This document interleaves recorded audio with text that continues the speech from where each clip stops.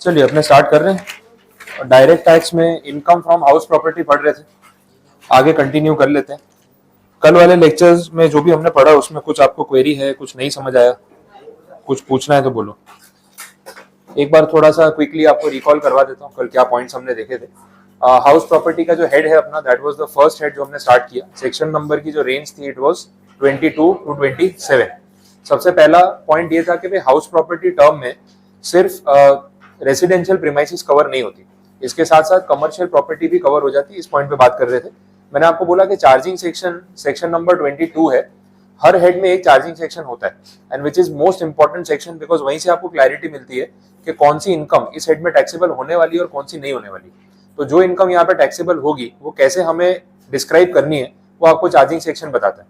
इसमें हमने एक पॉइंट ये देखा कि जो प्रॉपर्टी है उसकी एक्चुअल रेंटल कितनी जनरेट हुई मैटर नहीं करता है, लेकिन मैटर क्या करता है उस प्रॉपर्टी की पोटेंशियल, जिसके लिए टर्म यूज किया गया एनुअल वैल्यू।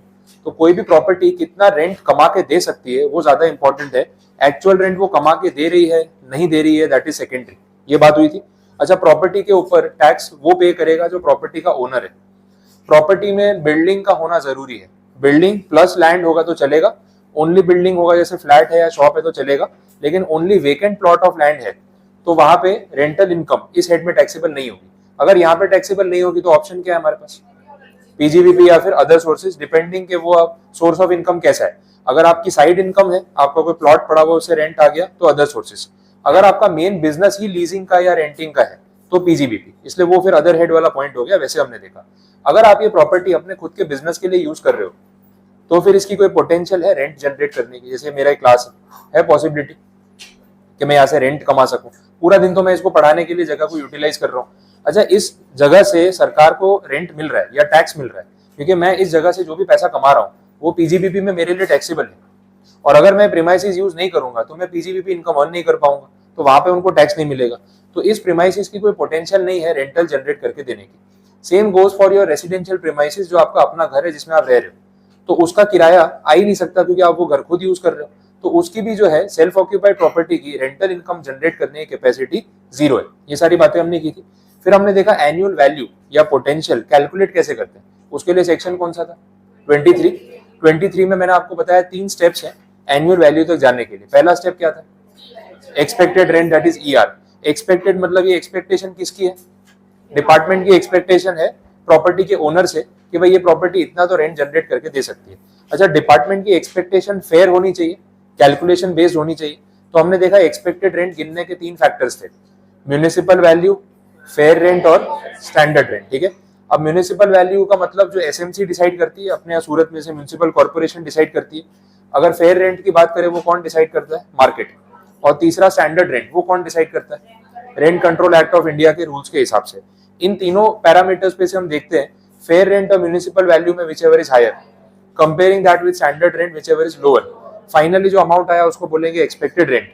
अब सेकेंड स्टेप पे चलते हैं। एक्सपेक्टेड रेंट का कंपेरिजन होगा विद एक्चुअल रेंट।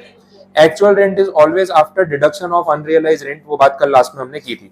तो ईआर वर्सेस एआर का जब कंपैरिजन करेंगे तो अगर एक्चुअल रेंट एक्सपेक्टेशन से ज्यादा आप चार्ज कर रहे हो तो वेल एंड गुड, डिपार्टमेंट खुश है, ज्यादा टैक्स आ रहा है, कोई प्रॉब्लम नहीं, वही जीएवी हो गया। लेकिन अगर आप एक्चुअल रेंट कम चार्ज कर रहे हो तो प्रॉब्लम है। अब इसमें मैंने आपको बोला था इंटेंशन देखा जाता है कि मंथली रेट ऑफ रेंट कितना है। अगर मंथली रेंट आपने एक्सपेक्टेड रेंट से कम चार्ज किया है तो रेट में गड़बड़ है, तो फिर आपको मिनिमम ईआर के ऊपर टैक्स पे करना ही पड़ेगा। लेकिन रीजन अगर कुछ और है, one of the popular reason is vacancy. Property खाली पड़ी है भाई, मैं तो जैसे एक्सपेक्टेड रेंट अगर 40,000 है महीने का, मैं तो 45 कोट कर रहा हूँ, लेकिन टेनेंट मिलना चाहिए ना। वैकेंसी हो गई तो क्या कर सकते हैं। तो if vacancy is the pure reason and not the rate of the rent, तो फिर आपने जितना एक्चुअल चार्ज किया ना वही जीएवी चलेगा, कोई कंप्लेंट नहीं। लेकिन अदरवाइज वो ईआर पे चला जाएगा। फिर हमने लास्ट केस देखा जहां पे दोनों चीजें थी, एक तो वैकेंसी भी क्रिएट हो रही है और आप जिस रेट पे रेंट चार्ज कर रहे हो वो रेट में भी गड़बड़ है, वो कम है। तो फिर डिपार्टमेंट ने बोला भाई हम तो ईआर को बेस बनाएंगे। फिर आपने बोला सर वैकेंसी का प्रॉब्लम भी तो जेन्युइन है। बोला कोई बात नहीं, वैकेंसी का जितना लॉस हुआ है ना उसका आप डिडक्शन ले लो, बाकी कोई प्रॉब्लम नहीं। ठीक है, बाकी का जीएवी कैलकुलेट हो जाएगा। थर्ड स्टेप पे अब जब जा रहे थे तो उसमें हमने देखा कि म्यूनिसिपल टैक्स जो आपने पे किया है उसका आपको डिडक्शन मिल रहा है आपकी रेंटल इनकम के सामने। Municipal tax born and paid by the assessee in previous year, तो ओनर खुद पे करेगा तो क्लेम कर सकता है, एक्चुअल में पे कर चुका होगा 31 मार्च से पहले तो क्लेम कर सकता है, अदरवाइज नहीं। मान लो नेक्स्ट ईयर पे करे तो तब क्लेम कर लेना। अच्छा नेक्स्ट ईयर उसने 2 साल का साथ में भर दिया, 2 साल का साथ में क्लेम कर लेना। 5 साल का एडवांस टैक्स साथ में भर दिया, वो भी क्लेम कर लेना, कोई प्रॉब्लम नहीं। अच्छा ये सब मैटर जो है ना डीमोनेटाइजेशन के टाइम पे बड़े फनी इंसिडेंट्स हुए थे। अब डीमोनेटाइजेशन के टाइम पे जब पैसा मतलब नोटबंदी हो गई तो 1000-500 के नोट तो सबने रखे होते हैं। अब वो नोटों का करेंगे क्या? अच्छा जितने बुक्स में दिखा रखे हैं कैश इन हैंड, उसमें तो कोई कंप्लेंट है नहीं ना। मेरे रिटर्न में दिख रहा है कि मेरे पास कैश इन हैंड 5 लाख रुपए है, तो वो 5 लाख रुपए मैं लीगली बैंक में जमा करवा सकता हूँ, सरकार क्या बोलेगी? दिखाया हुआ पैसा है। लेकिन cash in hand balance sheet में दिख रहा है 5 लाख, घर पे पड़ा है 50 लाख, ऐसे ही था। तो 45 लाख का क्या करे? तो लोग रास्ते ढूंढ रहे थे कि यार पैसा सेट ऑफ कहाँ पे करे कि नजर में भी नहीं आए और अपने नोट खाली हो जाए। अब तब उल्टा चल रहा था। ये म्युनिसिपल कॉर्पोरेशन वाले जो vera bill property tax collect करते हैं ना, उसमें यूजुअली अरियर चलता है, लोग भरते नहीं है। अब यही लाइन में जो मैं आपको बोल रहा था ना, कल शॉप्स इतनी सारी बंद पड़ी है। अब देखना कितनी शॉप्स पे ना वो पिंक कलर की रिसीट चिपका रखी है, वो एसएमसी वाले लगा के गए कि बोले शॉप का प्रॉपर्टी टैक्स बाकी है और आप नहीं भर रहे हो तो हम शॉप को सील कर देंगे। तो वो नोटिस दे के जाते हैं, उसके बाद भी लोग भरते नहीं। अब जिसकी दुकानें बंद पड़ी हो क्या सोचता है? बोले फालतू हो क्या, जेब से पैसे भरू, किराए पे चढ़ नहीं रही है, छोड़ो, जब कोई किराएदार मिलेगा और दुकान ओपन करवानी होगी तब की तब देखेंगे। तो वो वैसे ही चलता है यूजुअली। अब अगर आप प्रॉपर्टी टैक्स पे नहीं कर रहे हो तो डिपार्टमेंट तो एक्शन लेने वाला है, उन्होंने एक्शन ले लिया। तब डिमोनेटाइजेशन के टाइम पे लोगों ने जाके एडवांस में, अच्छा जितने ड्यूज बाकी थे वो तो सब भर ही दिए और 2 साल 5 साल का बोले एडवांस भी ले लो। क्यों ऐसा? अपने नोट तो खाली होंगे और सब कैश पेमेंट कर रहे हैं। तो जितना भी उनका बैड डेट था ना, सालों साल का बैड डेट एसएमसी का, सारा कवर हो गया एक डिमोनेटाइजेशन में। लोग बोले अब ये पैसे वैसे ही काम नहीं आएंगे, भरने तो है ही, अब कल जब भी भरेंगे ब्याज के साथ भरने, इससे बेटर है आज पे करके खत्म करो। अब किसी ने मान लो 5 साल का प्रॉपर्टी टैक्स एक साथ भरा तो वो इस साल पूरा क्लेम कर सकता है, क्योंकि लास्ट 4 साल में उसने क्लेम नहीं भी किया होगा। तो पेमेंट बेसिस पे आपको एक क्लेम करने को मिलता है, ये पॉइंट होता है। अच्छा लोग कर रहे थे रेलवे के टिकट बुक करा रहे थे, आपको अगर ध्यान हो या तब घर में ये सब दिमाग आपने भी लगाया हो तो पता ही होगा। लोग रेलवे के टिकट, कहीं की भी कोई भी टिकट बुक करा रहे हैं। बोले दुनिया बंद पड़ी है, ट्रेन में जाओगे कहाँ? आगे की 4-4 महीने की जो टिकट अवेलेबल है बुक करा ली। बोले क्यों बुक करा रहे हो? कोई बात नहीं, 4 दिन पहले कैंसिल करवा देंगे, 200 रुपए कटेंगे एसी के, नॉन एसी के 50-60 रुपए कटेंगे, बाकी के तो वापस आएंगे। और सरकार जब पैसे वापस करेगी तो नए नोट में ही करेगी ना, पुराने वाले अपने खर्च भी हो जाएंगे, वापस नए वाले आएंगे। सोचो बैठे बैठे लोग कितना दिमाग लगा रहे हैं, अब ये नोट बंद हो गए इसका करे क्या? तो डिमोनेटाइजेशन के टाइम पे ये सब चीजें करके लोगों ने नोट एक्सचेंज करने की कोशिश की। वेरा बिल प्रॉपर्टी टैक्स में भी हुआ, एसएमसी का सारा एडवांस कलेक्शन आ रहा है और तब यही हो रहा था। और इससे अच्छा मौका क्या हो सकता है? गवर्नमेंट को अपने बेड डेट रिकवर करने हैं, पीछे पड़ के मांग के थक जाते हैं। और यहाँ पे प्रॉपर्टी ओनर सामने से आ रहा है, बोले सर पिछले 5 साल का भी ले लो, अगले 2 साल का 5 साल का भी ले लो, जितने पैसे चाहिए ले लो, कोई टेंशन नहीं। बोलो इससे अच्छा मार्केट तो हो ही नहीं सकता। तो तब ये चीजें हो चुकी। तो हमने देखा कि 23 वाले सेक्शन में आपको एनुअल वैल्यू इस तरीके से कैलकुलेट करनी है, ईआर, फिर उसके बाद एआर से कंपैरिजन, लास्ट में म्युनिसिपल टैक्स माइनस, फाइनली आ गई एनुअल वैल्यू। फिर इसमें बाकी सारे इंस्टेंसेस देखें। ये सब कैलकुलेशन तब काम आता है जब प्रॉपर्टी लेट आउट की हो। यही प्रॉपर्टी अगर सेल्फ ऑक्यूपाइड होगी तो एनुअल वैल्यू 0, क्योंकि उसकी कोई पोटेंशियल ही नहीं है। फिर हमने देखा प्रॉपर्टी में से आपका एक फ्लोर लेट आउट कर रखा है, एक फ्लोर खुद यूज कर रहे हैं, पार्शियल लेट आउट है तो पार्शियल कैलकुलेशन होगा। अच्छा एक प्रॉपर्टी जो बंद पड़ी है, साल में 15 दिन के लिए आपने किराए पे दे दी, अब क्या होगा? पूरे साल के लिए deem to be let out, ये देखा। अच्छा एक इंडिविजुअल एक प्रॉपर्टी तो सेल्फ ऑक्यूपाइड मिनिमम क्लेम कर ही सकता है। अब अमेंडमेंट के बाद 2 प्रॉपर्टी, तो आपके घर में जितने लोग हैं इंटू 2, तो 5 लोग हो ना, तो 10 प्रॉपर्टी आप खरीदो। अच्छा आप 10 प्रॉपर्टी में रहते तो नहीं हो, सब 5 लोग एक ही घर में रह रहे हो, बाकी 9 प्रॉपर्टी बंद पड़ी है, तो भी आप सेल्फ ऑक्यूपाइड दिखा तो कोई प्रॉब्लम नहीं है। अच्छा वो 9 प्रॉपर्टी में से आपने क्या सोचा, बोले रेंट पे दे देते हैं, कैश में रेंट ले लेंगे, नहीं दिखाएंगे, चलेगा ना? आप रेंट कैश में ले लो, ऑन पेपर आप सेल्फ ऑक्यूपाइड क्लेम करो, टैक्स की चोरी करो आराम से, कोई प्रॉपर्टी में प्रॉब्लम नहीं आने वाला। प्रॉपर्टी भी आपकी इन्वेस्टेड है, उसके ऊपर रेंटल इनकम भी जनरेट हो रही है, टैक्स भी नहीं लग रहा है, इससे अच्छा तो हो ही नहीं सकता। बट ये तब तक चलेगा जब तक आप पकड़े ना जाओ। अब रेंटल इनकम में क्या है ना कि पकड़े जाने के चांसेस बहुत कम है, क्योंकि आपकी इतनी प्रॉपर्टियां हैं, कौन सा इनकम टैक्स ऑफिसर 10 प्रॉपर्टी जाके चेक करने वाला है कि भाई कितने में लोग रह रहे हैं, कितनी बंद पड़ी है? ये प्रैक्टिकली ऑन ग्राउंड वेरिफिकेशन हो नहीं पाता है, तो बिकॉज ऑफ दैट पता नहीं चलता है। और अगर आपने रेंट कैश में ले लिया है तो फिर उसकी कहीं एंट्री तो आने वाली है नहीं, तो इट इज लाइक इररिलेवेंट कि इतना नजर में नहीं आता है। बहुत बड़ा अमाउंट हो, बड़ी प्रॉपर्टी हो, बड़ा कैश आता हो, हाँ ये है कि आपके यहाँ रेट वेट पड़ गई, आपके 10-20 प्रॉपर्टियां हैं, सबका रेंट कैश में आता है, बस रेंट कलेक्ट करके आए थे और शाम को रेट पड़ गई, अब सारा रेंट पड़ा हुआ है घर में, अब प्रॉपर्टी के पेपर वेपर मिले, फिर अमाउंट टैली हुआ, उनको पता चल गया तो बात अलग है, बट अदरवाइज इतना इशू नहीं आता। तो ये सब चीजें होती है। अब आगे जो आज का टॉपिक देखना है हमें, 23 में एनुअल वैल्यू गिनने के बाद नेक्स्ट टॉपिक है section number 24, that is deductions. अब स्टोरी वहीं से कंटिन्यू होने वाली है जो कल हम गिन रहे थे। एनुअल वैल्यू तो आपने कैलकुलेट कर ली। अब इसके बाद सेक्शन नंबर 24 जो है वो डिडक्शंस की बात कर रहा है। आराम से डिटेल में समझते हैं, काफी प्रैक्टिकल और रियलिस्टिक पॉइंट्स हैं। डिडक्शंस आपको यहाँ दो कैटेगरी में मिल रहे हैं, 24 clause A, 24 clause B. Clause A जो है इसको हम बोलते हैं स्टैंडर्ड डिडक्शन। ये सब तभी काम आता है जब आपकी प्रॉपर्टी लेट आउट हो। रीजन बीइंग क्योंकि एनुअल वैल्यू सेल्फ ऑक्यूपाइड में तो जीरो होती है और स्टैंडर्ड डिडक्शन मिलता है परसेंटेज के फॉर्म में। परसेंटेज फ्लैट है 30%। अब देखो, आप अगर प्रॉपर्टी लेट आउट करते हो तो कुछ रेंटल इनकम आ रही होगी, एनुअल वैल्यू गिना होगा। अब उस प्रॉपर्टी को मेंटेन करने में खर्चा भी तो लगता है। अब मैंने अगर ये प्रीमाइसेस आपको लेट आउट कर दी तो इस प्रीमाइसेस को मेंटेन करने में एज अ ओनर मेरा भी खर्चा लगेगा। कुछ रिपेयरिंग वर्क कराना पड़ेगा, बारिश आ रही है तो कुछ सीलिंग में केमिकल लगवाना पड़ेगा कि लीकेज वीकेज ना हो, वो सब चीजें होंगी। फिर टेनेंट ने कुछ यूज किया है, वेयर एंड टेयर होता ही है, तो थोड़ा बहुत रिपेयर करवाने की रिस्पॉन्सिबिलिटी रहेगी, वो चलता रहता है। कहीं पानी का लीकेज हो गया, कहीं कुछ हो गया, दैट इज वेरी नॉर्मल। अब ये खर्चा जो हो रहा है वो ओनर को एज एन एक्सपेंस क्लेम करने को मिलना चाहिए कि नहीं मिलना चाहिए? सीधा हिसाब है, अगर कमाई पे टैक्स भर रहा हूँ तो खर्चा भी तो सामने क्लेम करूंगा ना, नेट कमाई के ऊपर ही टैक्स भरूंगा। तो वो डिडक्शन की बात यहाँ पे चली। अब गवर्नमेंट ने बोल दिया कि देखो भाई, डिडक्शन में ना अगर हम एक्चुअल खर्चे पे डिडक्शन देने जाएंगे तो लोग बढ़ा चढ़ा के खर्चे दिखाएंगे। फिर हर साल दुकान का पेंटिंग हो रहा है, हर साल सारी खिड़कियां सब कुछ चेंज हो रहा है, क्या पता तुम दीवारें भी चेंज करा दो खर्चा दिखाने के लिए, कोई भरोसा नहीं है। तो बोला हम एक्चुअल वाले पे नहीं जाएंगे, वो रिस्की है। एक काम करते हैं, रेशियो फिक्स कर लेते हैं।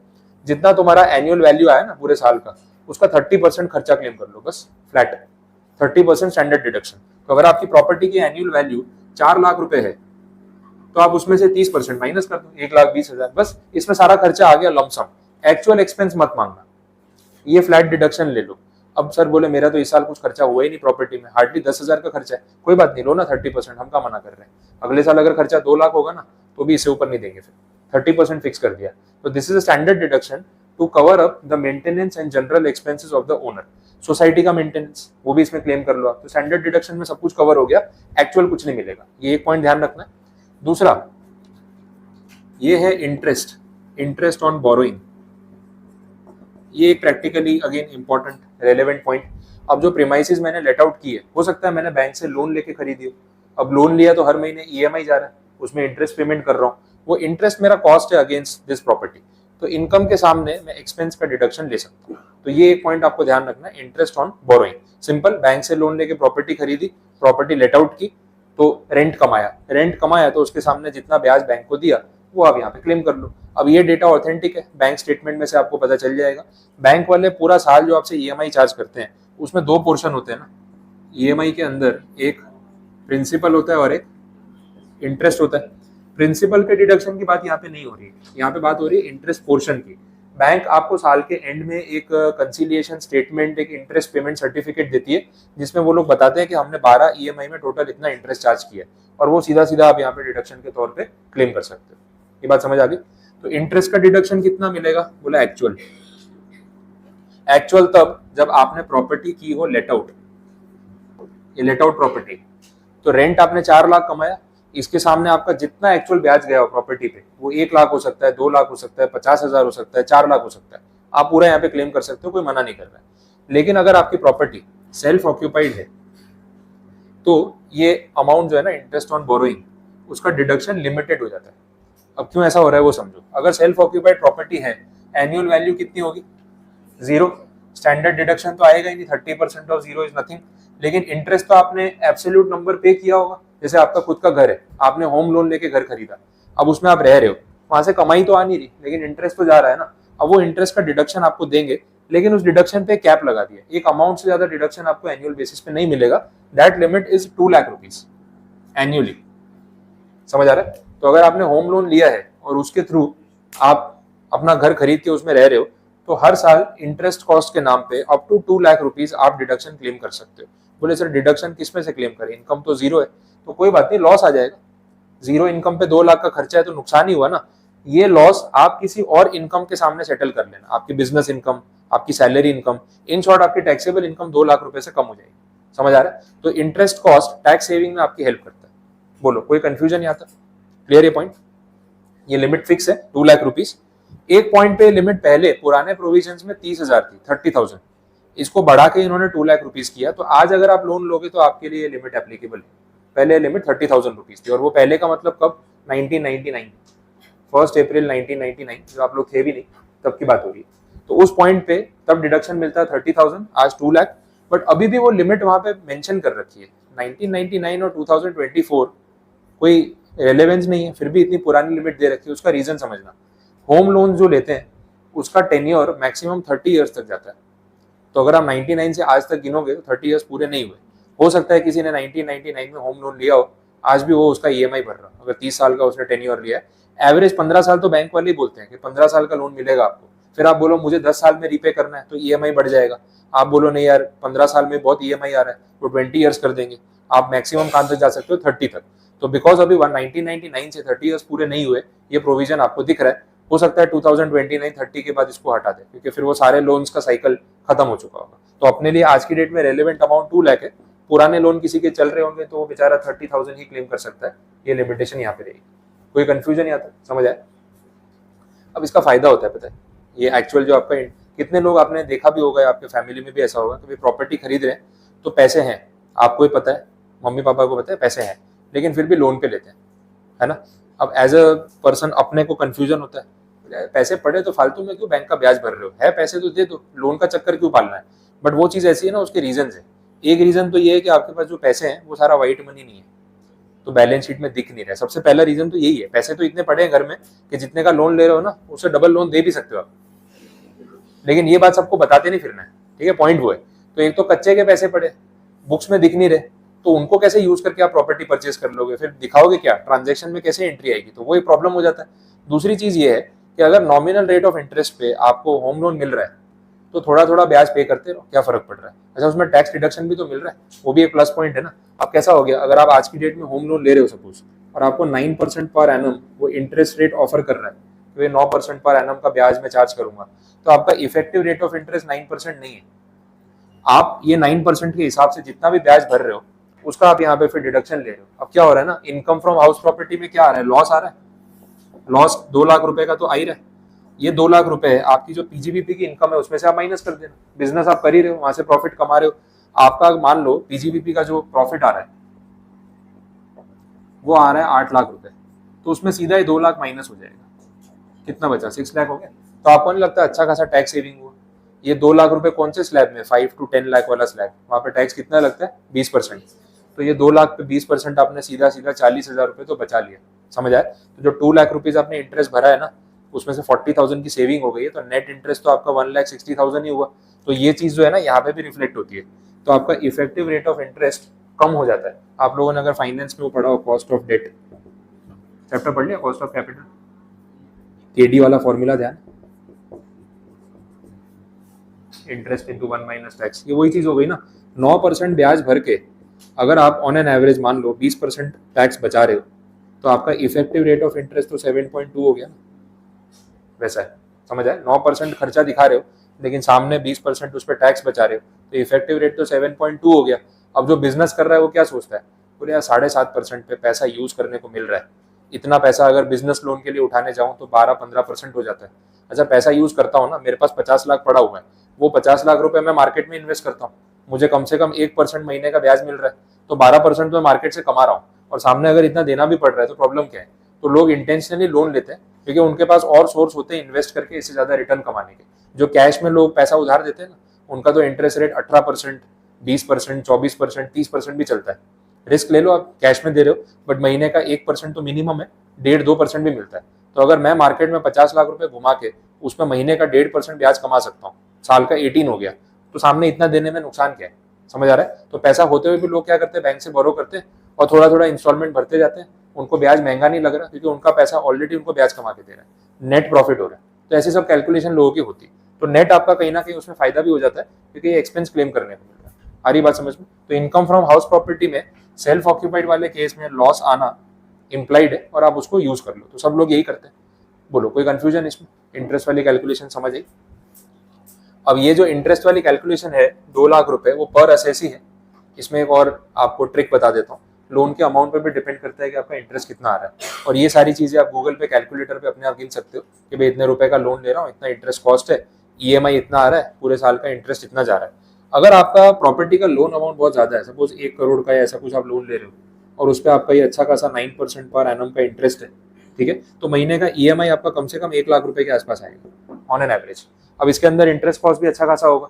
साल के एंड में आप देख रहे हो क्या है, मेरा इंटरेस्ट कॉस्ट जो है ना वो 3.5 लाख रुपए हो रहा है, पर डिडक्शन कितना मिल रहा है, 2 लाख। अब इसमें आपके पास एक ऑप्शन है, आप ये कर सकते हो प्रॉपर्टी जॉइंट ओनरशिप में ले लो, यूजुअली हस्बैंड वाइफ, ठीक है, दोनों को ओनर बना दो और डीड में दोनों का नाम लिखवा दो। एक सेक्शन नंबर 26 अभी हम आगे पढ़ने वाले हैं, दैट रिलेट्स टू को ओनरशिप। तो अगर दो लोगों ने जॉइंट होल्डिंग में प्रॉपर्टी खरीदी तो इस सेक्शन में दोनों को 2-2 लाख रुपए क्लेम करने को मिलेगा। तो आपका ये 2 लाख का जो लॉस है सीधा 4 लाख हो गया। तो आपकी फिर यहाँ पे इनकम में भी तो बेनिफिट होगा, ओवरऑल टैक्स सेविंग भी तो हो जाएगा। तो अगर महंगी प्रॉपर्टी ले रहे हो जहाँ पता है कि इंटरेस्ट कॉस्ट काफी साल तक इतना ही आने वाला है, तो पहले से आप जॉइंट होल्डिंग में ले लो। छोटी प्रॉपर्टी और आपको लगता है कि नहीं फर्क पड़ने वाला और आपको अपने सोलो नेम पे ले लिए तो अलग बात है, बट अदरवाइज आपके पास ये एक और ऑप्शन है। तो 2 lakh plus 2 lakh up to 4 lakh rupees का आपके पास डिडक्शन मार्जिन रहेगा और टैक्स सेविंग हो जाएगी। क्लियर, ये पॉइंट समझ आए? बोलो कुछ कंफ्यूजन इसमें, कोई डाउट?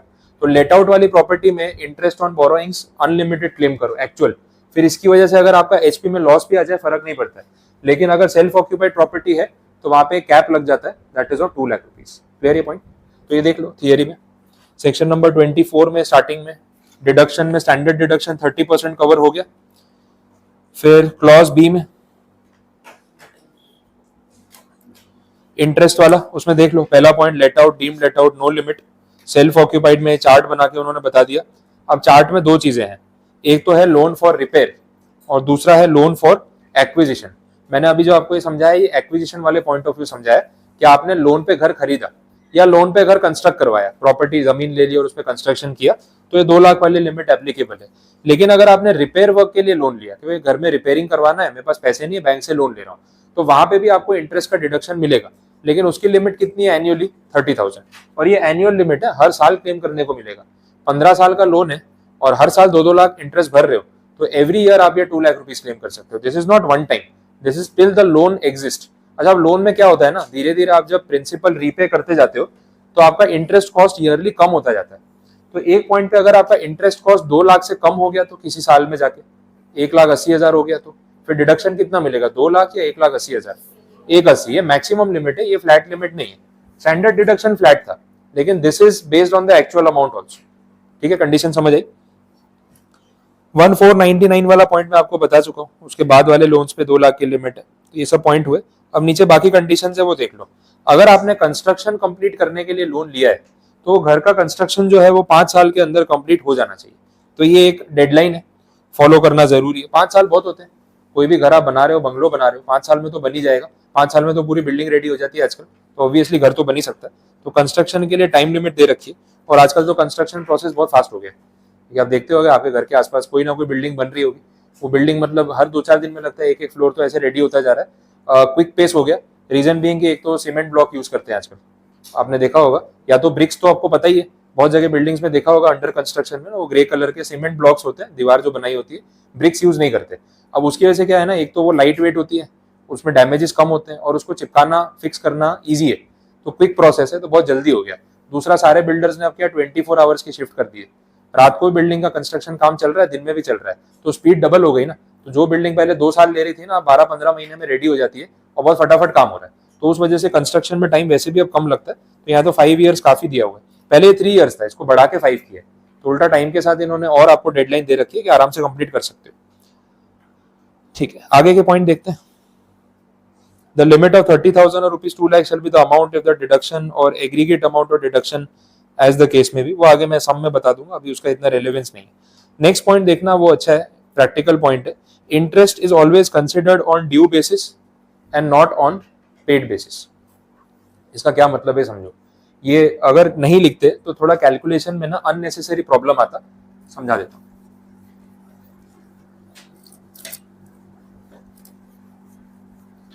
देखो, जो ईएमआई वाले पॉइंट पे अपन बात कर रहे थे ना, अब ईएमआई तो मंथली बेसिस पे करना होता है। आप हर महीने ईएमआई पे करते हो, मंथ के स्टार्टिंग में पे कर देते हो या अगले महीने पे करते हो, क्या होता है यूजुअली? अगले महीने आता है ना, आज लोन लिया है तो अगले महीने से ईएमआई पे करोगे। तो अगर फाइनेंशियल ईयर के हिसाब से बात करें तो अप्रैल का ईएमआई कब पे होता है? मई में पे होगा, फर्स्ट वीक में। यूजुअली होता है 1 तारीख, 5 तारीख, 7 तारीख, 10 तारीख, 1 to 10 में आप डेट सिलेक्ट कर लो, बैंक वाला अग्री कर लेगा, उससे आगे वो अलाउ नहीं करते, लेकिन 10 तारीख तक आप कभी भी पे कर दो। और फिर मई का ईएमआई वो जून में पे होगा। अब ये साइकिल चलता रहेगा। अच्छा, जो आखिरी महीना है इसका ईएमआई कब पे होगा? अब यहाँ फाइनेंशियल ईयर चेंज हो गया। तो अगर रूल ऐसा रखते कि अगर आपने इंटरेस्ट चुकाया है तो ही डिडक्शन देंगे, तो पता है एवरी 31 मार्च पे इस ईएमआई का प्रॉब्लम आता, क्योंकि 11 ईएमआई तो 31 मार्च से पहले पे हो गए, ये आखिरी वाला बाकी रह गया। तो बोलेंगे फिर डिडक्शन 11 महीने का लो। ठीक है भाई, 11 महीने का ले लेंगे। तो ये वाला डिडक्शन कब मिलेगा? अगले साल। अब अगले साल क्या होगा? ये वाला एक डिडक्शन और आगे के 11 महीने फिर वापस वही फेब तक मिलेगा, मार्च वाले का नहीं मिलेगा, वो अगले साल जाएगा। तो 1 और 11 टोटल तो 12 ही हो रहा है ना। तो अननेसेसरी एवरी ईयर ये 11+1 वाला चक्कर क्यों फालतू का पालना है? तो बोला एक काम करो ना, बैंक का ईएमआई है, सबको पता है कि अगले हफ्ते वो बैंक का ईएमआई डिडक्ट हो ही जाने वाला है। तो ऐसा तो नहीं कि आप इसको बाउंस कर दोगे, ऑटो डिडक्शन होता है, बैंक अकाउंट से पैसे कट जाते हैं। तो बोला इसमें रूल ऐसा रखते हैं कि इंटरेस्ट है ना ड्यू बेसिस पे आप क्लेम कर सकते हो। 31 मार्च को आपका ईएमआई ड्यू तो हो ही जाता है, आप पेमेंट 5 तारीख को कर रहे हो तो कोई प्रॉब्लम नहीं है, ड्यू बेसिस पे रखेंगे ना तो सीधे सीधे ये वाले पूरे 12 महीने का इंटरेस्ट एक साथ क्लेम कर लो। ये हर साल 11+1 वाला चक्कर पालने की जरूरत ही नहीं। समझ आ गई बात? क्लियर? तो ये पॉइंट का ये मतलब है, इस वजह से ऐसे रखा हुआ है। उसके बाद जो नेक्स्ट पॉइंट आ रहा है उसको इंपॉर्टेंट मार्क कर लेना, कंस्ट्रक्शन पीरियड करके एक पॉइंट है।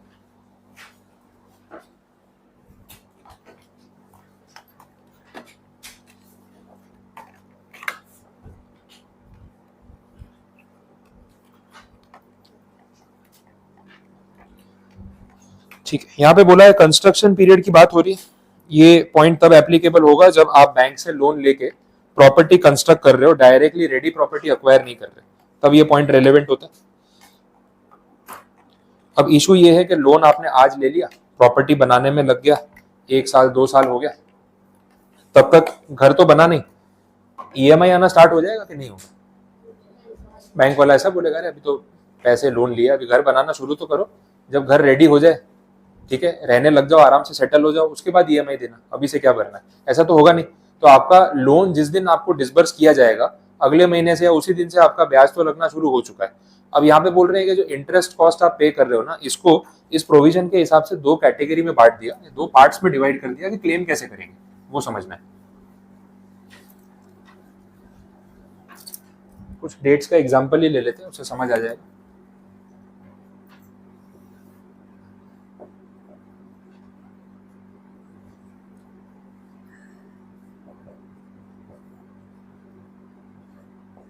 इस डेट पे आपने बैंक से लोन सैंक्शन करवाया, आपको लोन के पैसे मिल गए 1 जून 2022, आपने कंस्ट्रक्शन स्टार्ट कर दिया। फिर एक डेट आएगी कंप्लीशन ऑफ कंस्ट्रक्शन।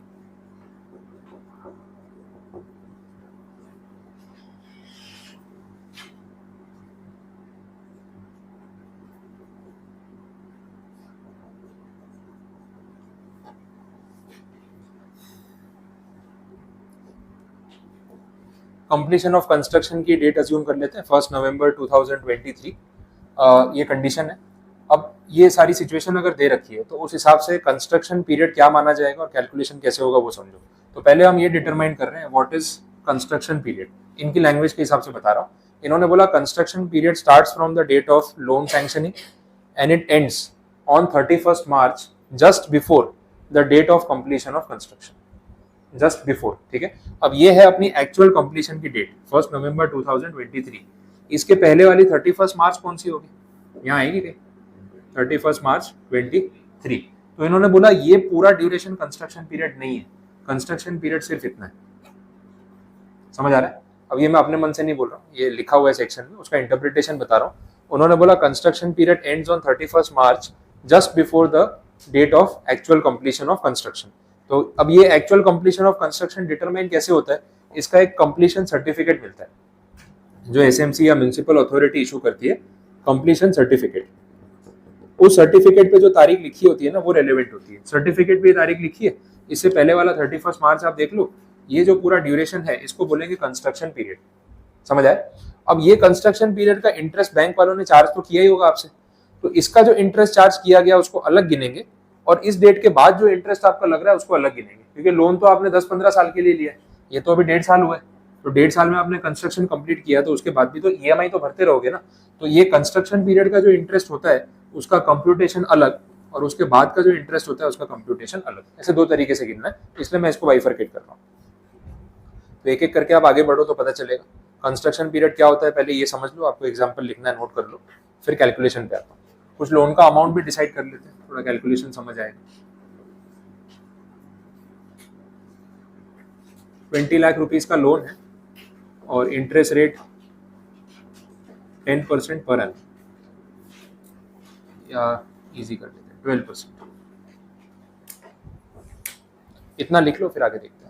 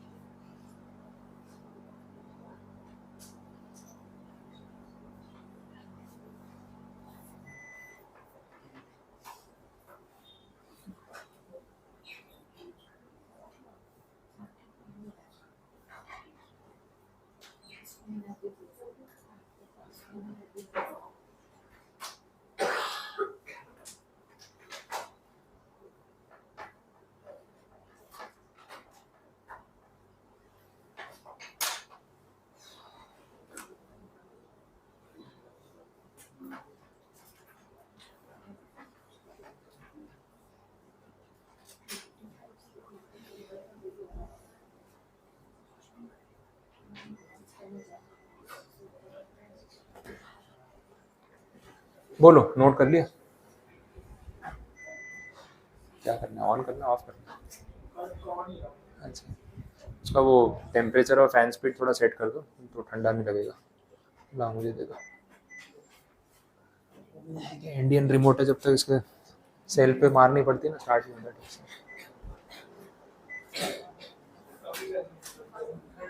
हाँ, मैं इसलिए फैन स्पीड मैंने कम करके टेम्परेचर बढ़ा दिया, ये चलेगा? ठीक है। चलो देखें, कंस्ट्रक्शन पीरियड ये समझ आ गया कैसे कैलकुलेट करना है। अब अमाउंट्स पे बात कर लेते हैं। आप ध्यान देना, कैलकुलेशन में थोड़ा कंफ्यूजिंग लगता है फर्स्ट स्टेप पे, पर ध्यान से देखोगे तो बाद में प्रॉब्लम नहीं आएगी। चलो, ये वाला जो ड्यूरेशन है ये आपके सामने है कि भाई ये कंस्ट्रक्शन पीरियड है। अब अगर आपने 20 लाख रुपए का लोन लिया है और 12% पर एनम का ब्याज भर रहे हो, और इस ड्यूरेशन में आपने सिर्फ इंटरेस्ट पे किया है, तो इसके हिसाब से गिन के बता सकते हो कि इतने ड्यूरेशन का कितना इंटरेस्ट पे किया होगा आपने। हम ये अजम्पशन पे चल रहे हैं कि लोन का प्रिंसिपल अमाउंट आपने अभी तक कुछ भी रीपे नहीं किया है, प्योरली हर महीने सिर्फ इंटरेस्ट पे कर रहे हो, क्योंकि वो ईएमआई वाला करने जाएंगे तो बहुत कंफ्यूजिंग हो जाएगा। अजम्पशन क्या है कि 20 लाख रुपए में से कुछ भी वापस नहीं किया, हर महीने फ्लैट इंटरेस्ट ही आपने पे किया, ऐसा मान के चलो। तो आपको मंथ्स गिनने पड़ेंगे, कितने मंथ हो रहे हैं, कितने महीने हो रहे हैं? 10, 22। बेसिक क्वेश्चन है ना, ऐसे ट्रिकी हो जाता है। आपके सामने ही है, कितने हो रहे हैं? 22 अप्रैल में, हाँ 22, 21, 22, 10, 11, 4 ऑप्शन है, बोलो। 21, 22, बता दो। 22 होंगे, देखिए अप्रैल और मई तो माइनस हो रहा है, आगे जून तो गिन रहे हो ना पूरा। देखो ऐसा है, ऐसा कंफ्यूजन पेपर में होता है ना, फिर दिमाग घूम जाता है। ऐसे ही ये तो 1 साल पूरा हो ही रहा है, 21 किया था मैंने, और ये कितने महीने हो रहे हैं? 10 मंथ्स हो रहे हैं ना। आगे का अप्रैल और मई माइनस कर दो, 1 जून से गिन रहे हो, ऐसे भी गिनोगे 10 महीने हो ही जाएंगे। टोटल कितने हो रहे हैं? 22 मंथ्स हो रहे हैं।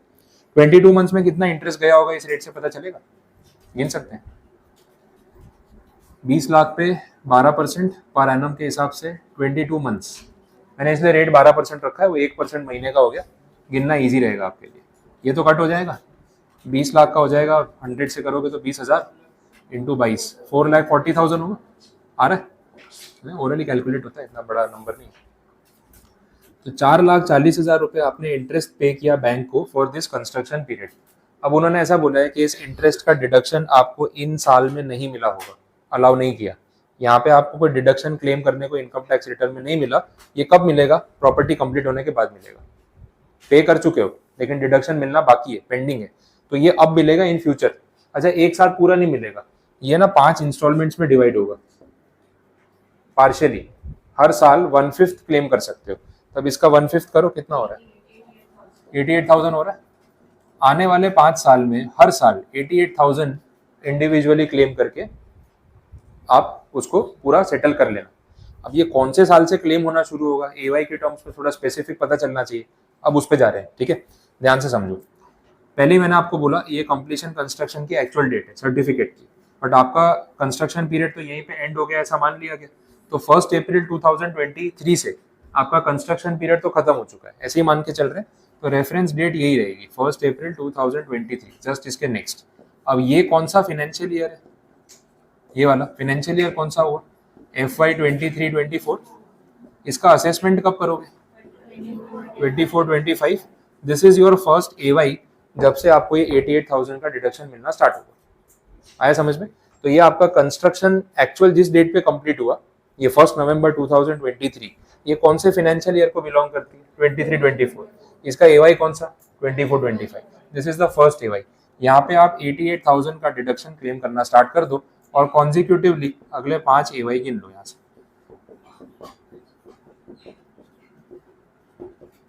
समझ आए? ये 5 AY में 88,000 पर एनम क्लेम कर लेना, पूरा 4,40,000 जो आपने भरा था वो यूज हो जाएगा। दूसरा पॉइंट ये है कि ये जो आपका फाइनेंशियल ईयर की बात हो रही है, जैसे यहाँ से स्टार्ट हुआ, इस डेट पे घर कंप्लीट हो गया, फाइनेंशियल ईयर फिर एंड हुआ होगा 31 मार्च 24 को, यही वाला FY। इस FY में भी तो आप इसके ऊपर EMI भर रहे होगे या नहीं? तो करंट ईयर का भी तो कुछ इंटरेस्ट गया होगा। करंट ईयर का इंटरेस्ट कितना गया होगा? 20 लाख पे 12%, ये हो गया होगा 2,40,000। सही है, अजम्पशन वही है कि अभी प्रिंसिपल आउटस्टैंडिंग ही चल रहा है, हमने रीपे नहीं किया, तो फ्लैट इंटरेस्ट कितना हो गया? 2,40,000।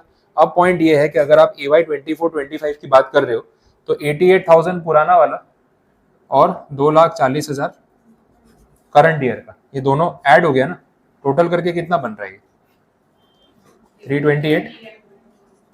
और 328 अपने को क्लेम करने को तभी मिलेगा ना जब उतनी लिमिट अवेलेबल हो।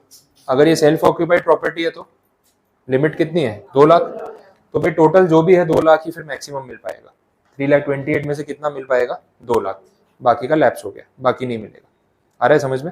जो 2 लाख की लिमिट है वो इस टोटल पे अप्लाई होती है, ये मैं बताना चाह रहा हूँ। Construction period interest plus current year interest दोनों मिला के जो टोटल बनता है, this amount is subject to that limit of 2 lakh rupees. उससे ऊपर फिर आप क्लेम नहीं कर सकते।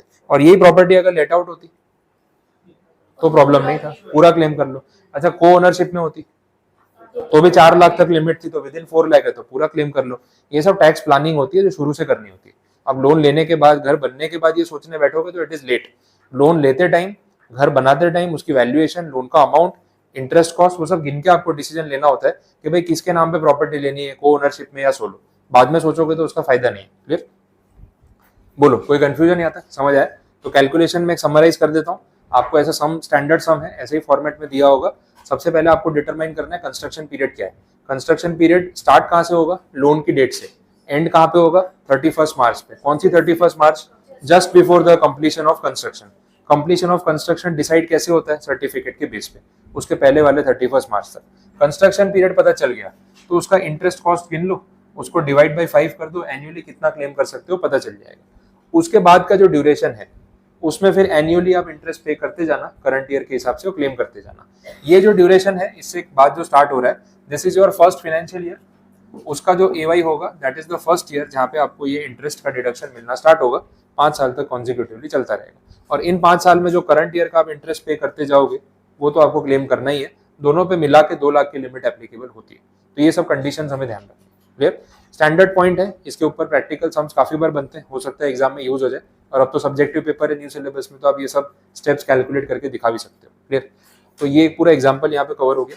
इसमें मुझे एक पूरे एग्जाम्पल में वेरिएशन करना है, एक पॉइंट समझाने के लिए कि उस सिचुएशन में क्या होगा। मैं कंस्ट्रक्शन पीरियड की डेट एक बार के लिए चेंज कर रहा हूँ, उसको हटा नहीं रहा हूँ, ऑप्शन में लिख देता हूँ। मान लो कंस्ट्रक्शन कंप्लीट हुआ 31 मार्च 2024। अब मुझे बताओ ये पूरे कैलकुलेशन में क्या क्या चेंजेस आएंगे। कंस्ट्रक्शन पीरियड चेंज होगा या सेम रहेगा? ये डेट को भूल जाओ, बोलो अब क्या होगा। कंस्ट्रक्शन पीरियड कितना, यहाँ से यहाँ तक या फिर यहाँ तक? 31 मार्च 24 तक या 23 तक? सेक्शन में पढ़ो क्या लिखा है, फिर बताओ, आपका इंटरप्रिटेशन बता दो। 23 या 24? क्यों ऐसा, रीजन? बिफोर, ऑन और बिफोर नहीं लिखा है, सिर्फ बिफोर लिखा है। तो अगर एग्जैक्ट 31 मार्च का किसी का सर्टिफिकेट बना है तो भी कंस्ट्रक्शन पीरियड पिछला 31 मार्च ही देखा जाएगा, ठीक है। सेक्शन की लैंग्वेज है बिफोर। ऑन और बिफोर होता तो 31 मार्च 24 आ जाता। वैसा छोटा सा पॉइंट है, लेकिन इंटरप्रिटेशन गलत कर दिया तो एक साल का कैलकुलेशन, फिर आपने ये ले लिया तो पूरा कैलकुलेशन ही बदल गया। फिर 22 मंथ 34 हो जाएंगे, फिर ये अमाउंट चेंज, फिर ये डिवाइड बाई 5 चेंज, 88,000 चेंज, फिर वहाँ से सम पूरा गलत हो गया।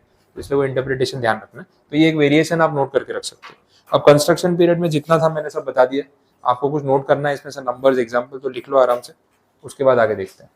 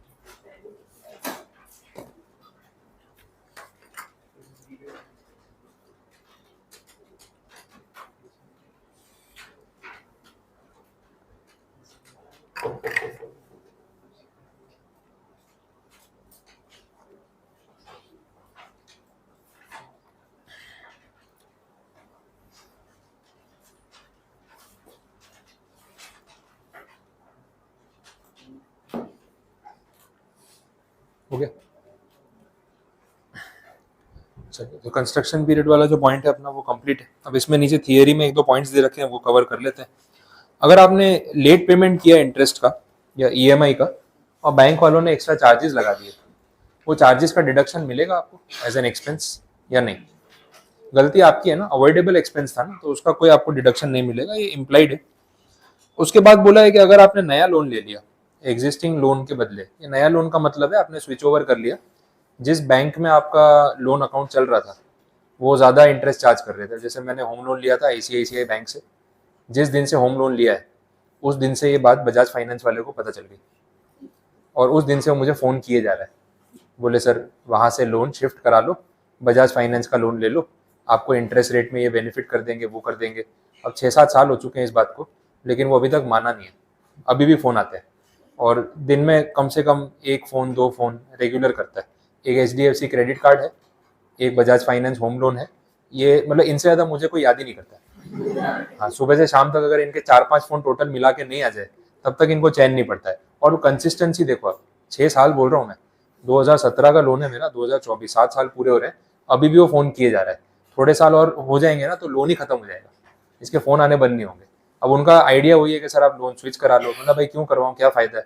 बोले वो लोग जो इंटरेस्ट रेट आपको चार्ज कर रहे हैं उससे कुछ पैसे हम कम चार्ज कर लेंगे, कुछ परसेंटेज रिड्यूस कर देंगे। लेकिन अब पॉइंट ये है ना कि लोन का अमाउंट बड़ा है। अब मैं उसको स्विच कराऊंगा तो फिर ये क्या करेगा, ये लोग कमाते कैसे? सर वो one time processing fees, one time file charge, one time ये चार्ज, वो वन टाइम करके ना 20-25 हज़ार रुपये का बिल बना रहा है। अब उसमें ना जो डिफरेंस आ रहा है, यहाँ 8.65 चल रहा था तो ये बोलता है मैं 8.5 कर दूंगा। मतलब कितना फर्क पड़ेगा 15 पैसे में लॉन्गर टर्म में, ठीक है। और मैंने अगर जल्दी पे करके खत्म कर दिया तो मुझे फायदा नहीं होगा।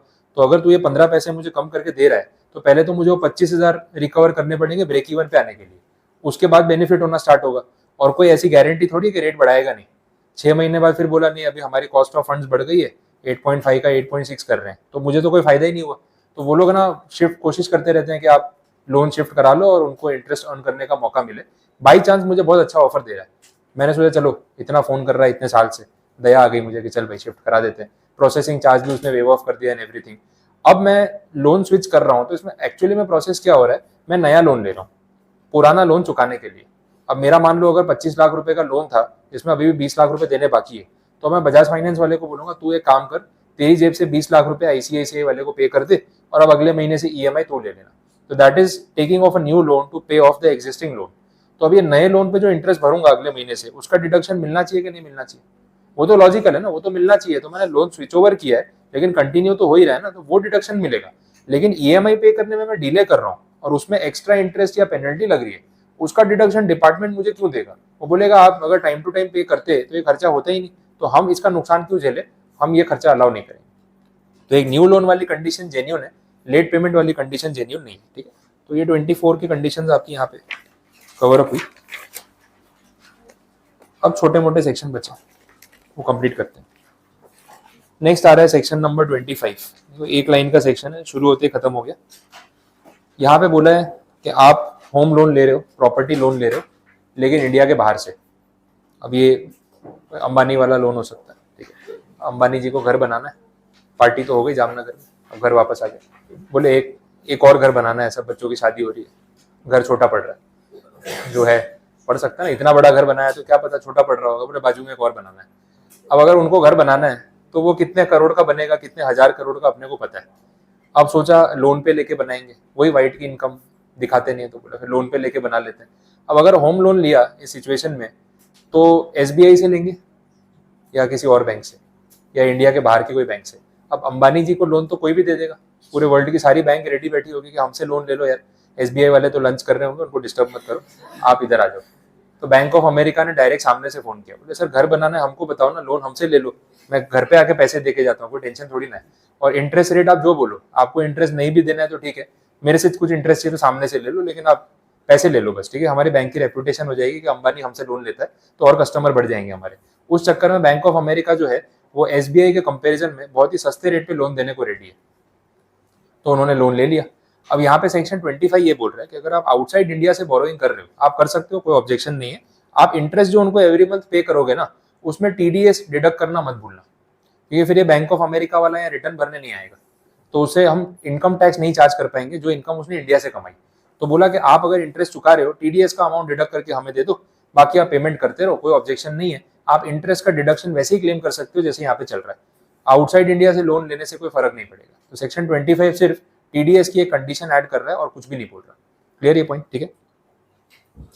नेक्स्ट सेक्शन 25 कैपिटल ए, यहाँ पे बात हो रही है अनरियलाइज रेंट की। कल बात कर रहे थे ना अपन, रेंट रियलाइज नहीं हुआ। अब देखो, जिस टेनेंट ने आपके यहाँ पे आपकी प्रीमाइसिस यूज की, आपका किराया दिए बिना भाग गया, चला गया, आपने निकाल दिया उसको परेशान होके, अब वो तो नुकसान हो गया आपका। और 2-4 साल 5 साल के बाद उसको ऐसा मन में ख्याल है ना, वो पश्चाताप होने लगता है, यार पाप किए तो प्रायश्चित करना पड़ेगा। तो याद कर रहा है कि यार मैंने किसका क्या क्या नुकसान किया, उसको आपकी याद आ गई, तो बोले यार इसका किराया नहीं दिया था, तो बददुआएं दे रहा होगा मुझे, इसीलिए नुकसान हो रहा है, चल जाके इसके पैसे रिटर्न कर देते हैं। हो सकता है तो जेन्युइनली उसके पास नहीं थे, आज उसको मन कर रहा है रिटर्न करने का। 5 साल बाद आपको मिलने आया, बोले आपके वो रेंट के पैसे मैंने दिए नहीं थे, बाकी थे। बोले हम तो रोज याद करते हैं आपको, रोज गालियां देते हैं, जब भी किराए की बात आती है आप ही याद आते हो। बोले पैसे लेके गायब हो गए। अब वो बोल रहा है कि यार पैसे वापस ले लो, तब पैसे नहीं थे जेन्युइनली, तो सॉरी वॉरी बोल के आपके पैसे रिटर्न कर रहा है। अब वो पैसे आप एक्सेप्ट करोगे नहीं करोगे? क्या क्या जरूरत क्या है करने की? अभी आपने डिडक्शन तो क्लेम कर ही लिया ना, टैक्स तो लगा नहीं उस पर, क्लेम करोगे? ऑब्वियसली अब वो दे रहा है पैसे तो आप मना थोड़ी ना करोगे। अब इनकम टैक्स में आपने डिडक्शन ले लिया, लॉस क्लेम कर लिया, बेड डेट दिखा दिया, वो सब ठीक है, बट आते हुए पैसे मना कौन करता है? तो आपने पैसे ले लिए। अच्छा, अब जैसे ही आपने पैसे लिए, इनकम टैक्स वालों को पता चल गया, क्योंकि उसने कैश में नहीं दिए, चेक दिया, अब ये पैसे रिकवर हो चुके हैं, तो इस पर टैक्स देना पड़ेगा नहीं देना पड़ेगा? अब इनकम टैक्स ऑफिसर की तरह सोचो, आप लैंडलॉर्ड की तरह मत सोचो, ठीक है? इनकम टैक्स ऑफिसर क्या बोलेगा? बोले देखो जब किराया नहीं आया था तो बेड डेट अलाउ किया था ना हमने, अनरियलाइज रेंट माइनस भी तो किया था, अब रिकवर हो गया तो टैक्स नहीं भरोगे? भरना ही पड़ेगा। तो ऑब्वियसली अनरियलाइज रेंट अगर किसी पॉइंट पे जाके रियलाइज हो जाता है तो आइडियली आपको उसके ऊपर जो है टैक्स पे करना पड़ेगा। अब चलो ठीक है, आप ना भी क्या बोलोगे, वो जेन्युइनली टैक्स मांग रहे तो सही है ना, उनका राइट बनता है। लेकिन जैसे ही वो टैक्स मांगेंगे एज अ लैंडलॉर्ड या एज एन असेसी, आपका भी एक क्वेश्चन आएगा, बोले सर वो स्टैंडर्ड डिडक्शन मिलेगा कि नहीं मिलेगा? बोलो मिलना चाहिए कि नहीं मिलना चाहिए? अब यही पैसा उसी साल में रिकवर हो गया होता और नॉर्मली आ गया होता तो मैं 30% स्टैंडर्ड डिडक्शन तो क्लेम करता। तो अब आप 5 साल बाद मुझसे टैक्स मांग रहे हो तो मैं डिडक्शन भी तो मांगूंगा। अब डिपार्टमेंट वाले भी क्या बोल सकते हैं, बोले फेयर इनफ, कोई प्रॉब्लम नहीं, आप डिडक्शन ले लो। तो 25A में उन्होंने ये बात क्लियर की कि अनरियलाइज रेंट इन फ्यूचर कभी भी रियलाइज हो जाए, आप उस पर डिडक्शन क्लेम कर सकते हो और उस पर टैक्स भी पे करना पड़ेगा, ठीक है? दूसरा भी एक पॉइंट है, arrears of rent. Arrears of rent का मतलब क्या है? देखो रेंट बढ़ाया गया है और रेट्रोस्पेक्टिवली बढ़ाया गया। एक सिचुएशन बताता हूँ कि टैक्स चोरी करने के लिए लोग क्या कर सकते हैं। और जैसे मैंने आपको प्रॉपर्टी किराए पे दी है ना, 15,000 रुपये मंथली रेंट है। अब रेंट हर साल थोड़ा थोड़ा बढ़ता है। मैंने क्या किया, 15,000 रुपये आपसे चार्ज कर लिया, पूरा साल खत्म हो गया, उसको इनकम में दिखा भी दिया, 15,000 के हिसाब से टैक्स पे कर दिया। अब मैंने आपको बोला कि अगले साल से रेंट बढ़ेगा, 15 के बदले 17,000 हो जाएगा, और ये 17,000 बढ़ेगा रेट्रोस्पेक्टिवली, मतलब जो प्रीवियस ईयर खत्म हो गया ना, उसका भी मुझे 2-2 हज़ार एक्स्ट्रा चाहिए आपसे। क्लियर हुआ? नहीं तो प्रॉपर्टी खाली करो। आपको बहुत जरूरत थी, आप मान गए, तो अब इस साल से तो आप 17,000 दोगे, पिछले साल जो 15-15 भरा था ना, उसमें भी 2-2 ऐड करके अब दे रहे हो। तो डिपार्टमेंट पिछले साल का जो आपसे टैक्स वसूल करेगा ओनर से, वो 15,000 के हिसाब से करना चाहिए फिर के 17,000 के हिसाब से। जब चार्ज किया है तो फिर उस पर आना चाहिए ना। तो अरियर ऑफ रेंट का मतलब वही है कि अगर यहाँ पे रेंट मान लो रेट्रोस्पेक्टिवली बढ़ा दिया गया और कुछ एक्स्ट्रा रिकवरी बाद में की गई और डिपार्टमेंट को पता चला, तो वो एक्स्ट्रा रिकवरी के ऊपर भी वो टैक्स चार्ज करेंगे। स्टैंडर्ड डिडक्शन ले लो, उसमें कोई डिनाइल नहीं है, लेकिन टैक्स उसके ऊपर लगेगा। तो 25A में 2 पॉइंट्स आ गए, अनरियलाइज रेंट और अरियर्स ऑफ रेंट। नेक्स्ट है सेक्शन नंबर 26, को ओनरशिप। ये मैं ऑलरेडी बता चुका हूँ, जॉइंट ओनरशिप में आप प्रॉपर्टी ले सकते हो, तो दोनों को इंडिविजुअल ओनर्स माना जाएगा, डिडक्शन दोनों पार्टीज को क्लेम करने को मिलेगा। ये सब पॉइंट्स यहाँ पे है। उसके बाद सेक्शन 27 आ रहा है, that is called deemed ownership. It is a list. ये कल एक टॉपिक पढ़ा था, वहां से कनेक्टेड है। चार्जिंग सेक्शन में मैंने आपको बोला था assessee must be the owner, फिर ब्रैकेट में लिखा था also includes deemed ownership under section 27। वो मैंने कल उस पर ज्यादा बात नहीं की थी क्योंकि वो सेक्शन यहाँ कवर हो रहा है। डीम्ड ओनरशिप का मतलब आप अपने आप को प्रॉपर्टी का मालिक समझते हो नहीं समझते हो, फर्क नहीं पड़ता है, डिपार्टमेंट ओनर आप ही को मानेगा। इसका मतलब कोई खुश होने वाली बात नहीं है, टैक्स आपको पे करना पड़ेगा, उस इंटेंशन से बोल रहे हैं। बाकी आप अपने आप को ओनर समझो ना समझो, कोई फर्क नहीं पड़ रहा। अब ये कब होता है, एग्जाम्पल से पहला बोल दिया, transfer of property by assessee to spouse और minor child without adequate consideration. आपने अपनी प्रॉपर्टी अपने स्पाउस को, हस्बैंड ने वाइफ को, वाइफ ने हस्बैंड को जो है प्रॉपर्टी ट्रांसफर कर दी और कोई पैसे चार्ज नहीं किए, गिफ्ट कर दी, या हो सकता है दिखाने के लिए थोड़े से पैसे चार्ज कर लिए लेकिन फुल अमाउंट चार्ज नहीं किया। ऐसी सिचुएशन में वो क्लबिंग प्रोविजन आ जाता है। डिपार्टमेंट बोलेगा भाई ओनर तो हम आप ही को मानेंगे, भले आपने प्रॉपर्टी ट्रांसफर कर दी। तो स्पाउस को ट्रांसफर करना या माइनर चाइल्ड को ट्रांसफर करना विदाउट एडिक्वेट कंसिडरेशन। कंसिडरेशन पूरा ले लिया तो प्रॉब्लम नहीं है। अब हस्बैंड ने वाइफ को अगर प्रॉपर्टी ट्रांसफर की है तो गिफ्ट करने पे क्या होगा पता है, उस प्रॉपर्टी से आने वाली रेंटल इनकम हस्बैंड को टैक्सेबल होगी, क्लबिंग हो जाएगा।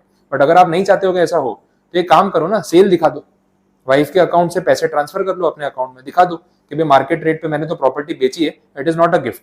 तो क्लबिंग नहीं होगी, इन फ्यूचर जो रेंटल इनकम टैक्सेबल होगी वाइफ के अकाउंट में होगी। तो ऐसे अपने मैनेजमेंट कर सकते हैं। बट गिफ्ट किया या इनएडिक्वेट कंसिडरेशन थोड़ा बहुत चार्ज कर लिया, 50 लाख की प्रॉपर्टी 1,11,000 में दे दी, बोले गिफ्ट नहीं है, अरे भाई बाकी का 49 लाख गिफ्ट ही हुआ ना, तो फिर प्रोपोर्शनेटली वापस क्लबिंग हो सकती है, वो ध्यान रखना। तो ये पहली सिचुएशन है। अच्छा, इसका प्रोविजो है, प्रोविजो का मतलब यहाँ क्लबिंग नहीं होगी, यहाँ डीम्ड ओनरशिप नहीं आएगी। First point, transfer to spouse for agreement to live apart. अब ये वो सेपरेशन वाली सिचुएशन है, एलिमनी वाला केस हो गया कि प्रॉपर्टी देनी पड़ेगी, ठीक है? तो फिर वो बात अंडरस्टूड है कि भाई वो तो लिव अपार्ट का अग्रीमेंट वाला पार्ट है, उसमें क्लबिंग नहीं होगी। एक तो प्रॉपर्टी दो, फिर उस पर टैक्स भी भरो, वो तो होगा नहीं। Next, transfer to minor married daughter. अब ये क्या केस हुआ, minor married daughter, Balika Vadhu, ठीक है। अब वैसे बोलते हैं माइनर में शादी नहीं करवानी चाहिए, इलीगल है, यहाँ बोल रहे transfer to minor married daughter, तो कॉन्ट्राडिक्ट हो रहा है ना। अब वैसे तो लीगल नहीं है, लेकिन फिर भी आपको पता ही है कि लॉज फॉलो कितने होते हैं, कहीं ना कहीं होता होगा ऐसा। तो बोला अगर ऐसा हो चुका है तो फिर उस सिचुएशन में क्या करें, तो बोला transfer to minor married daughter वाला केस अगर है तो उसमें क्लबिंग नहीं होगी, मतलब फादर के अकाउंट में वो प्रॉपर्टी का टैक्स नहीं आएगा। माइनर मैरिड डॉटर को ट्रांसफर कर दिया तो उसको या उसके हस्बैंड के अकाउंट में क्लब हो सकता है, फादर के अकाउंट में क्लबिंग नहीं होगा। कंडीशन क्लियर वैसे? हाँ, पकड़े जा सकते हैं। अब वो अलग केस हो गया ना, एक्ट ये वाला नहीं लगेगा, फिर माइनर की शादी करा दी उसका लॉ अलग है। तो यहाँ इनकम टैक्स वालों ने बोला कि हम अपने काम से मतलब रखते हैं, तुमने ये किया है ना, हमें अपने टैक्सेशन से मतलब है। अब माइनर की शादी करा दी, वो इलीगल है, उसमें तुम पे कौन सा एक्ट लगेगा वो गवर्नमेंट देखेगी, पुलिस देखेगी, हमारा काम नहीं वैसा है। तो इन्होंने सिर्फ income tax point of view से अपना रेवेन्यू सिक्योर कर लिया कि हम टैक्स का पैसा किससे वसूल कर सकते हैं, बाकी जो हुआ वो सही हुआ गलत हुआ वो हमारा डिपार्टमेंट नहीं। तो सरकारी डिपार्टमेंट में अगर आप काम कर रहे हो तो आपका फोकस क्लियर होना चाहिए कि जो मेरे डिपार्टमेंट का काम है मैं उस पर फोकस करूंगा, एज एन एम्प्लॉय जो काम मेरे टेबल पे आएगा मैं वही करूंगा, बाजू में क्या चल रहा है मुझे मतलब नहीं। तो उतना आपको डिस्क्रीट अपने आप को रखना भी चाहिए, वो अच्छी बात है। Next, being holder of such an asset which is impartible, part of such asset which is being used by more than one person but owned by one. ये भी समझा देता हूँ, बड़ा इंटरेस्टिंग केस है। अब देखो ऐसा है कि यहाँ पे ना एक प्रॉपर्टी एक प्लॉट है। अब आजकल होता है ना जॉइंट फैमिली वाला जो कंसेप्ट है, पहले के टाइम पे थोड़ा अलग था, आज थोड़ा अलग है। पहले के टाइम पे जॉइंट फैमिली मतलब एक ही फ्लैट के अंदर सब लोग रह रहे हैं। अब भाई जैसे दादा दादी हैं, 2 बच्चे हैं, उनकी शादी हो चुकी, उनके बच्चे हैं, जॉइंट फैमिली हो गई, या 3 बच्चे हैं, तो भाई जितने फैमिली मेंबर है सब एक घर में रह रहे हैं। तो वो जॉइंट फैमिली का कंसेप्ट था। आज भी लोगों को ऐसा कंसेप्ट चाहिए भी, बट पूरी तरीके से नहीं चाहिए, तो थोड़ा सा वो प्रिवेसी वाला भी इशू आ जाता है। तो आजकल लोग क्या कर रहे हैं ना, एक प्लॉट ले लिया, प्लॉट के ऊपर अब बंगलो वैसा नहीं बनाते, बंगलो ना ऐसे वो अपार्टमेंट जैसा बनाते हैं।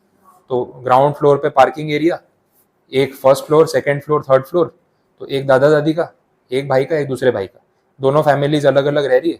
अब हर फ्लोर पे अपना किचन अलग है, हर फ्लोर पे अपना ड्राइंग रूम अलग है। ये कंसेप्ट ज्यादा बेटर है, क्योंकि घर के झगड़े शुरू होते हैं किचन से, ठीक है, और फिर पूरे घर में वो स्प्रेड हो जाते हैं धीरे धीरे। ये सिचुएशन होती है, किचन अलग हो कभी झगड़ा नहीं होगा, सबका एक एक फ्लोर बना दिया।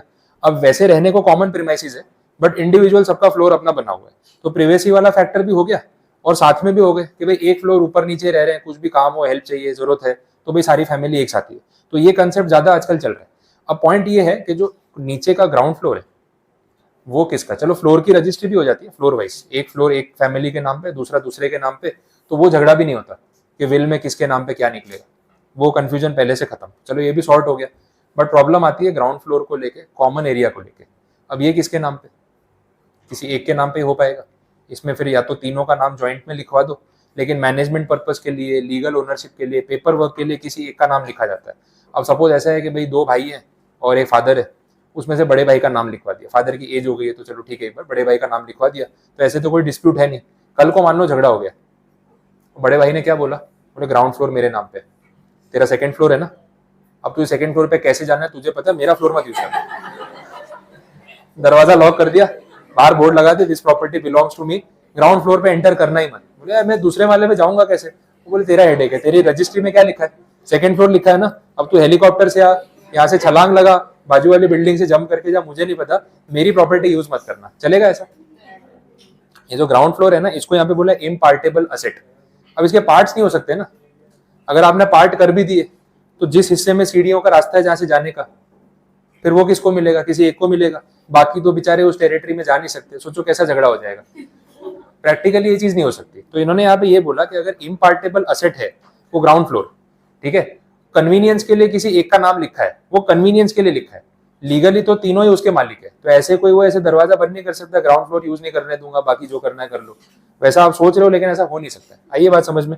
तो इसमें क्या होगा, भले एक का नाम लिखा है लेकिन बाकी 2 भी डीम्ड ओनर माने जाएंगे। अब मान लो उस फ्लोर का कभी कोई रेंटल इनकम आ गई, कोई टैक्स कलेक्ट करने वाली बात आ गई, तो डिपार्टमेंट किससे वसूल कर सकता है, सिर्फ जिसका नाम है बड़े भाई का उससे, या बाकी दोनों से भी वसूल कर सकता है, डीम्ड ओनर ना, तो बाकी दोनों से वसूल कर सकते हैं। तो इम्पार्टेबल असेट जिसके हिस्से नहीं हो सकते उसमें फिर सारे ओनर्स माने जाएंगे, भले आप पेपर पे किसी एक का नाम लिखवाओ, वैसा है।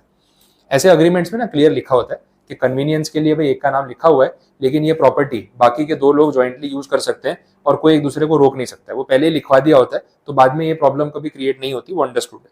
तो अगर नहीं लिखवाया तो ध्यान रखना, लिखवा देना कभी, ऐसा कुछ पॉइंट आ जाए तो भूलना मत, नहीं तो सेकंड फ्लोर पे जाओगे कैसे, ठीक है। चल नेक्स्ट देखते हैं आगे। थर्ड पॉइंट है member of housing cooperative society company AOP to whom the house is allotted. अभी हाउसिंग कोऑपरेटिव सोसाइटी वाला इन्होंने कोऑपरेटिव सोसाइटी लिखा है ना, हाउसिंग, हाँ हाउसिंग वर्ड मेंशन किया हुआ है। आप अगर कहीं पे कोई सोसाइटी में रह रहे हो, 15-20 साल पुरानी बिल्डिंग या सोसाइटी है, तो उसके नाम में होगा। बाकी गोकुल धाम तो पता ही है, कोऑपरेटिव हाउसिंग कोऑपरेटिव सोसाइटी। तो ये जो अपना कंसेप्ट है हाउसिंग कोऑपरेटिव सोसाइटी का, वो पहले कैसे काम करता था वो समझ लो तो ये पॉइंट रिलेट हो जाएगा। पहले बिल्डर्स क्या करते थे, हाउसिंग कोऑपरेटिव सोसाइटी रजिस्टर कराते थे, उसमें जितने फ्लैट्स वो बनाते थे ना, आपको एज अ शेयर होल्डर एक फ्लैट अलॉट करते थे। इन शॉर्ट में बोलना ये चाह रहा हूँ कि आपके नाम पे ना वो सेल डीड नहीं बनती थी। ऐसा नहीं है कि भाई सपोज C301 ये फ्लैट नंबर आपका, इसके वो दस्तावेज या सेल डीड आपके नाम पे बन गई, ऐसा नहीं होता था।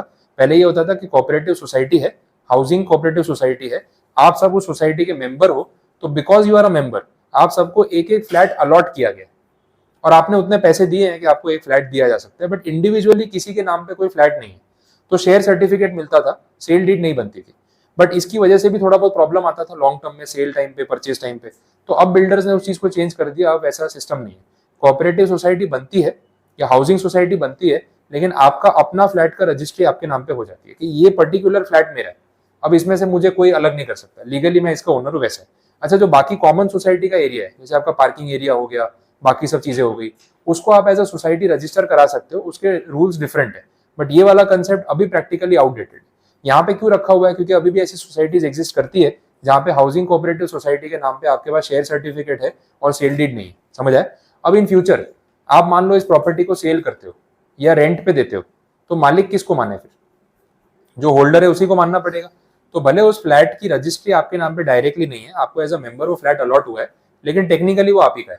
अब उसको किराए पे चढ़ाओगे तो उसका रेंट आप ही के ऊपर टैक्सेबल होगा, उसको बेचोगे तो कैपिटल गेन का टैक्स भी आप ही के ऊपर आएगा। ये सेक्शन में उन्होंने क्लैरिफाई कर दिया कि फिर इसमें कोई कंफ्यूजन नहीं होना चाहिए, ठीक है।